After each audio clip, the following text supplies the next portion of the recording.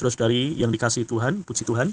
Hari ini kita melanjutkan pembacaan Alkitab kita dalam Perjanjian Baru, selesai 1 tahun 1 kali. Dan hari ini kita ada di dalam Matius pasal 16. Saudara-saudari, di dalam Matius pasal 16, di sini kita melihat bahwa orang Farisi dan orang Saduki datang untuk mencobai Tuhan Yesus. Mereka minta Tuhan Yesus memperlihatkan tanda dari sorga.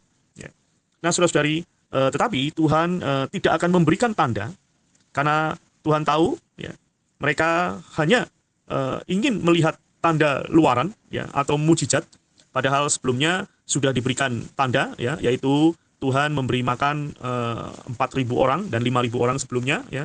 Tapi tetap orang Farisi dan orang Saduki ingin mencobai Tuhan. Maka Tuhan tidak memberikan tanda yang lain kecuali tanda Nabi Yunus.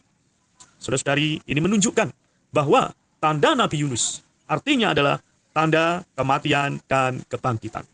Saudara-saudari, memberi makan 4.000 orang, 5.000 orang adalah mujizat. Menyembuhkan orang adalah mujizat. Tetapi Tuhan tidak memberikan tanda itu sebagai tanda siapakah dia, siapakah Tuhan Yesus. Tetapi dia memberikan tanda mengenai tanda Yunus. Saudara-saudari, itu pun mereka tidak mengerti tanda itu. Tanda Yunus adalah tanda kematian dan kebangkitan. Ini adalah tanda yang terbesar.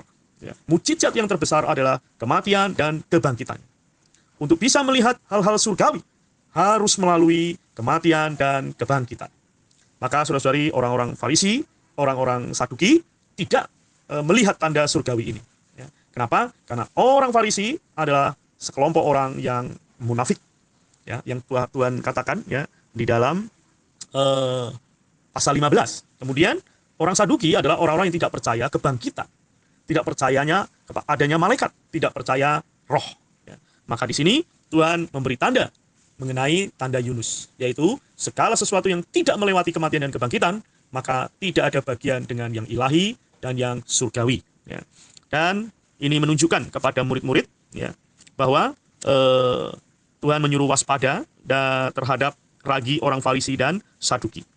Yang dimaksudkan adalah ajaran orang Farisi dan orang Saduki, yaitu ajaran yang menyimpangkan mereka dari Kristus.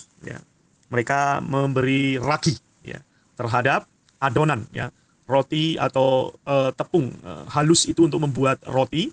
Nah, karena kalau roti tanpa ragi maka tidak mengembang, tidak menjadi lunak atau lembut, maka perlu ditambahkan ragi. Maka Tuhan berkata, waspadalah terhadap, pada akhirnya Tuhan mengatakan kepada murid-muridnya, ragi orang Farisi dan orang Saduki adalah ajaran orang Farisi dan orang Saduki.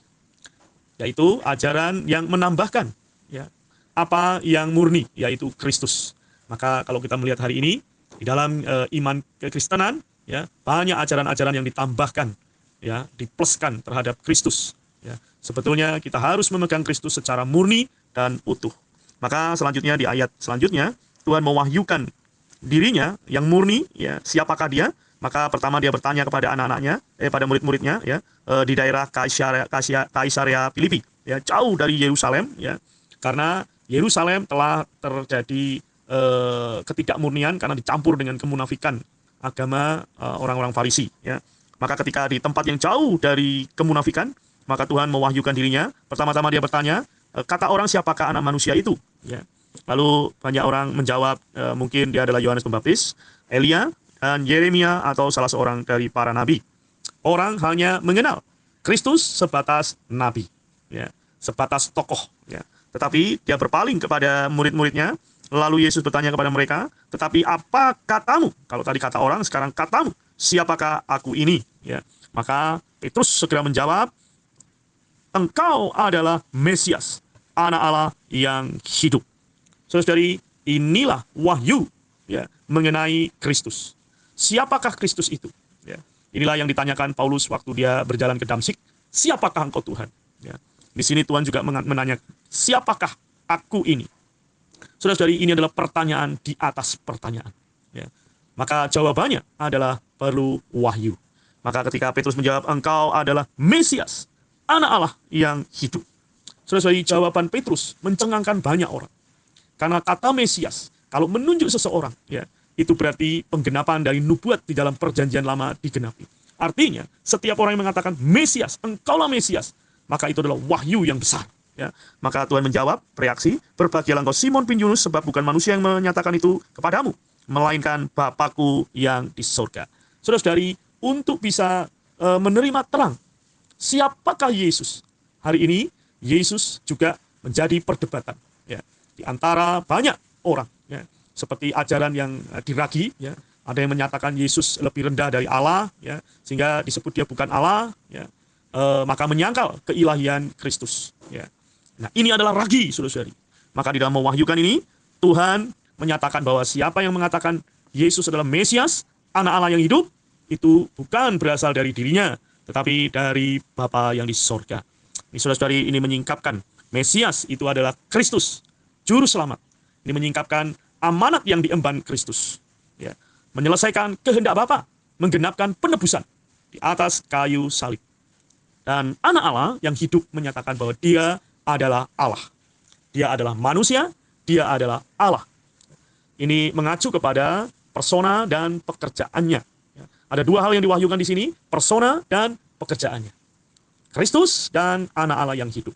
Moga dalam keseharian kita, tiap hari kita melihat dia adalah Kristus, dia adalah anak Allah yang hidup. Ya. Disinilah maka Petrus berbahagia, karena Petrus menerima wahyu dari Bapa. Ya. Nah, lalu Tuhan setelah demikian, dia mewahyukan lebih lanjut mengenai kehendak dan tujuan Allah. Dia mewahyukan mengenai gereja. Maka di sini kita melihat, di dalam ayat 16 sampai dengan ayat 18, kita melihat wahyu yang lengkap, yaitu Kristus dan gereja. Maka bagaimana gereja didirikan, bagaimana gereja dihasilkan. Ya, dan aku pun berkata kepadamu, engkau adalah Petrus, dan di atas batu karang ini, aku akan mendirikan gerejaku. Dan Allah maut tidak akan menguasai. Saudara-saudari, maka inilah kata gereja muncul pertama kali. Ya, di dalam awal perjanjian baru, inilah kata gereja muncul pertama kali. Maka melalui ini kita melihat bahwa di atas Kristus dan pengenalan akan Kristus, maka Tuhan membangun gereja. Engkau Petrus. Di atas batu karang ini, dia menunjuk batu karang. Batu karang yang besar. Petrus artinya batu kecil. Tapi batu karang ini adalah Kristus. Ya, menunjuk kepada dirinya sendiri. Dan di atas pengenalan akan dirinya, dia membangun gereja, dia mendirikan gereja. Maka hari ini, kalau kita orang yang menggenapkan kehendak Allah, kita adalah orang yang membangun gereja. Melalui apa? Melalui pengenalan akan Kristus. Saudara-saudari, Tuhan Yesus Kristus perlu kita kenal. Siapakah dia? Apa pekerjaan yang telah dia lakukan? Saudara-saudari, dia pernah menjadi manusia, berinkarnasi, dia menempuh kehidupan manusia yang menampilkan Allah, dan kemudian dia menderita, mati di atas kayu salib untuk menanggung ya, segala dosa, ya, murka Allah, keadil benaran Allah, ya, semua ditimpakan kepada Tuhan Yesus, supaya sebuah orang yang percaya ya, diselamatkan. Saudara-saudari, maka ketika orang-orang diselamatkan, maka gereja ada di muka bumi. Gereja menjadi kesaksian. Ya. Karena itu saudara-saudari, kita perlu melihat dua hal, Kristus dan gereja. Maka Paulus di dalam Efesus pasal 5 ayat 32, rahasia ini besar, tetapi yang kumaksudkan ialah hubungan Kristus dan gereja. Efesus pasal 5 ayat 32. Saudara-saudari, di sini menunjukkan kepada kita bahwa untuk kita hidup di atas muka bumi adalah bagi Kristus dan gereja. Tanpa Kristus dan gereja, hidup ini tidak ada maknanya. Ya. Maka saudara-saudari, kita perlu sukacita mendengar berita yang demikian, bahwa Tuhan telah mewahyukan dirinya sebagai Mesias, sebagai anak Allah yang hidup. Dan siapa yang menerimanya, yang percaya, maka dia adalah bagian dari Tuhan, yaitu kita menjadi gereja. Nah, saudara-saudari, selanjutnya Tuhan mewahyukan ya, bagaimana Petrus ya, di dalam alamiahnya, ya, sehingga di dalam alamiahnya dia bersatu dengan iblis. Padahal Tuhan berkata kepada Petrus ya, bahwa kepadamu akan kuberikan kunci kerajaan sorga. Apa yang kau ikat di dunia ini akan terikat di sorga, dan apa yang kau lepaskan di dunia akan terlepas di sorga. Karena itu saudara-saudari, Petrus memiliki kunci, ya, kunci. Ya. Iblis memiliki pintu gerbang, ya, pintu gerbang alam maut. Sebesar apapun pintu gerbang itu, sebanyak apapun pintu gerbang itu, tetapi orang percaya memiliki kuncinya. Anak kunci kecil, tetapi mengendalikan pintu yang besar. Terus artinya apa? Kehidupan orang Kristen, kehidupan gereja, apapun serangan dari iblis, sekali lagi tidak ada yang bisa menimpa gereja. Alam maut tidak dapat menguasainya. Maka iman kita yang demikian membawa kita makin mengasihi Tuhan, makin mendambakan pembangunan Tuhan. Saudara-saudari, di sini Tuhan memberikan kunci Nah, kunci di dalam pasal 16 ayat 21 sampai yang ke-28 disingkapkan, ya. 3 kunci, ya, supaya alam maut atau pintu gerbang alam maut tidak dapat menguasai kita. Yang pertama di ayat 24, kunci itu adalah menyangkal dirinya. Saudara-saudari, melalui menyangkal diri, ya, tidak egois, tidak ambisius, ya, menyangkal diri, maka pintu alam maut, ya, bukan berkuasa atas kita, tapi kita yang berkuasa, ya. Yang kedua adalah memikul salib. Saudari, sebagai seorang Kristen, bukan hanya menyangkal ego, bukan hanya menyangkal ambisi, tetapi juga memikul salib. Artinya apa? Mengambil kehendak Bapa sebagai kehidupan kita. Maka perlu memikul salib. Salib bukanlah penderitaan, tapi salib adalah sukacita. Ya, kalau kamu jatuh dalam berbagai-bagai pencobaan, bergembiralah, ya, bersukacitalah.